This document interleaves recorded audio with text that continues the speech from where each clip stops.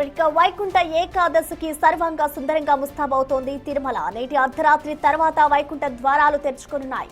అంటే తెల్లవారుజామున 1:30 తెరుచుకుంటాయి. విఐపీల దర్శనం తర్వాత ఉదయం 6 గంటల నుంచి సామాన్య భక్తులకు దర్శనం ఉండనుంది. జనవరి 8న రాత్రి 12 గంటల వరకు దర్శనం కల్పిస్తారు. అంటే 10 రోజుల పాటు దర్శనం ఉండనుంది. ఇందుకోసం టీటీడీ పక్కా ఏర్పాట్లు చేస్తోంది. టైం స్లాట్ ను బట్టి వేరువేరుగా ప్రవేశ మార్గాలు ఉన్నాయన్నారు ఆలయ ఈవో కృష్ణతేజ. ఏటీజీహెచ్ శిలాతోరణము మార్గాల ద్వారా ఎంట్రీ ఉంటుందన్నారు.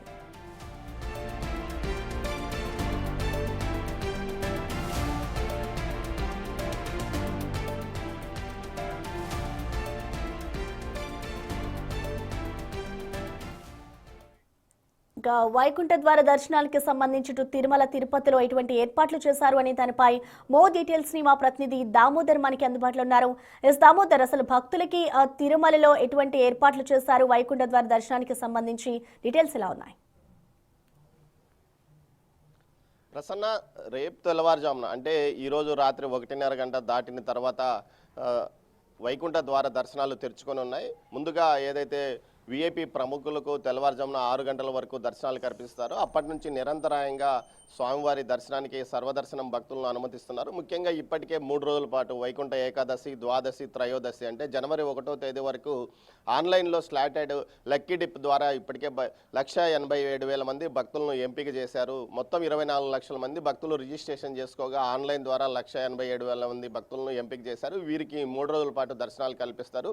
2వ తేదీ నుంచి 8వ తేదీ వరకు పూర్తి స్థాయిలో సర్వదర్శనం భక్తులకి దర్శనాలు కల్పిస్తున్నామని చెప్తున్నారు. ఏదైతే ఈ 3 రోజుల పాటు వైకుంఠ ఏకాదశి, ద్వాదశి, త్రయోదశి సందర్భంగా శ్రీవారి ఏదైతే ఆన్లైన్లో శ్రీవాణి ట్రస్ట్ దర్శనాలు కూడా పూర్తిగా రద్దు చేసిన పరిస్థితి. మొత్తం మీద సామాన్య భక్తులకే 90% మందికి అవకాశం కల్పించే విధంగా చర్యలు తీసుకున్నామని చెప్తున్నారు. అదేవిధంగా స్లాటెడ్ టైం దర్శనాలకు సంబంధించిన భక్తులను ఏటీజీ నుంచి, అదేవిధంగా శిలాతోరణం, కృష్ణతేజ గెస్ట్ హౌస్ నుంచి లోపలికి ఎంట్రీ ఉండే విధంగా చర్యలు తీసుకున్నారు. ముఖ్యంగా ఈ 10 రోజుల పాటు వైకుంఠ ఉత్తర ద్వార దర్శనం ఉంటుంది కాబట్టి భక్తులకు అన్ని రకాల వసతి సదుపాయాలను ఏర్పాటు చేశాం. ముఖ్యంగా ఆహార పదార్థాలకు సంబంధించి 16 రకాల ఆహార పదార్థాలను పంపిణీ చేయనున్నాము. దీంతోపాటు నిరంతరము కాఫీ, పాలు, టీ లాంటివి సప్లై చేస్తున్నామంటూ కూడా చెప్తున్నారు. అదేవిధంగా లడ్డూలకు సంబంధించి 4,40,000 లడ్డూలు ప్రతిరోజు భక్తులకు అందజేసే విధంగా చర్యలు కూడా తీసుకున్నామని టీటీడీ అదనపు వెంకయ్య చౌదరి తెలిపారు. అదేవిధంగా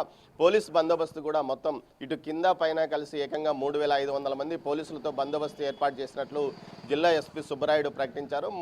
2,000 మంది పోలీసులు ఒక తిరుమలలోనే ఉండే విధంగా చర్యలు తీసుకున్నారు. అదేవిధంగా ఇప్పుడు ఉన్న అధునాతనమైన ఏదైతే కమాండ్ కంట్రోల్ సిస్టమ్ ద్వారా ఎప్పటికప్పుడు భక్తుల యొక్క రాకను పోకను పరిశీలించడమే కాకుండా ఎక్కడైనా రద్దీ ఏర్పడితే వెంటనే నియంత్రించడానికి అవసరమైన చర్యలు తీసుకున్నారు.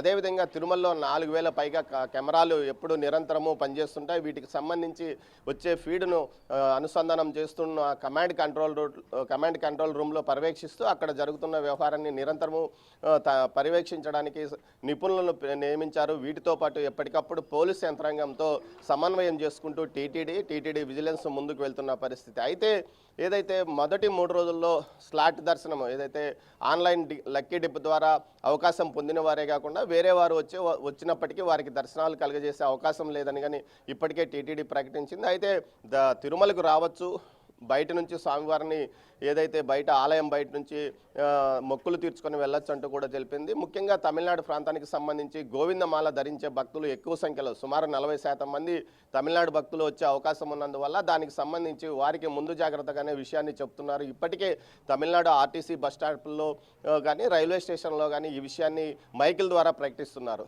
మొదటి 3 రోజులు ఏదైతే స్లాట్ దర్శనం టికెట్ ఉన్నవారు మాత్రమే దర్శనానికి రావాలని కూడా ప్రకటించారు. అయితే మరోవైపు ఏదైతే నిన్ననే దివ్య దర్శనం టోకన్స్ను పూర్తి స్థాయిలో క్లోజ్ చేయడం వల్ల ఈరోజు కంపార్ట్మెంట్లో 12 కంపార్ట్మెంట్లో మాత్రమే భక్తులు ఉన్నారు. వీరి దర్శనానికి 12 గంటల సమయం పడుతుందంటూ కూడా అధికారులు ప్రకటించిన నేపథ్యం. మరోవైపు టీటీడీ అటు ప్రభుత్వ యంత్రాంగంతో కలిసి పూర్తి స్థాయిలో బందోబస్తు ఏర్పాటు చేసింది. ఎక్కడ ఎలాంటి ఇబ్బందులు భక్తులకు తలెత్తకుండా పూర్తి స్థాయిలో చర్యలు తీసుకున్నారు.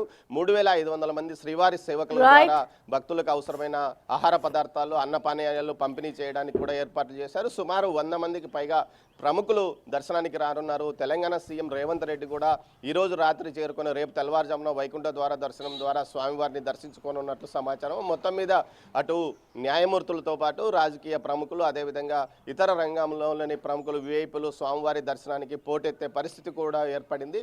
దీనికి తగ్గట్టుగానే భద్రతా చర్యలు కూడా ఓవైపు తీసుకుంటూనే మరోవైపు సామాన్య భక్తుల దర్శనమే ప్రయోజనాలే లక్ష్యంగా టీటీడీ ముందుకు వెళ్తుందంటూ అధికారులు చెప్తున్నారు. Prasanna. Okay Damodar, thank you.